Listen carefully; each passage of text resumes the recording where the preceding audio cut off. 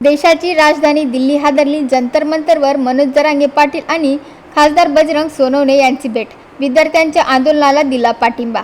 बीड तालुका प्रतिनिधी सुहास घुमरे। दिल्लीतील जंतर मंतरवर सुरू असलेल्या विद्यार्थ्यांच्या आंदोलनाला पाठिंबा देण्यासाठी मराठा आंदोलक नेते मनोज जरांगे पाटील आणि बीडचे खासदार बजरंग सोनवणे यांनी आंदोलकांची भेट घेतली। यावेळी त्यांनी विद्यार्थ्यांच्या मागण्या जाणून घेत आंदोलनाला पाठिंबा दर्शवला। दरम्यान या धरणे आंदोलनात सहभागी होण्यासाठी आणि आंदोलकांना पाठिंबा देण्यासाठी रविराज साबळे हे आपल्या कार्यकर्त्यांसह दिल्लीच्या दिशेने निघाले होते।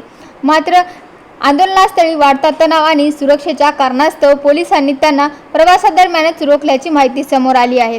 पोलिसांनी रविराज साबळे यांना ताब्यात घेऊन थेट आंबी पोलीस ठाण्यात आणल्याचे सांगण्यात येत आहे। या घटनेनंतर परिसरात चर्चेला उधाण आले असून आंदोलनाला पाठिंबा देणाऱ्या कार्यकर्त्यांमध्ये नाराजी व्यक्त केली जात आहे। या संपूर्ण प्रकरणामुळे दिल्लीतील आंदोलन आणि पोलिसांच्या कारवाईकडे आता सर्वांचे लक्ष लागले आहे।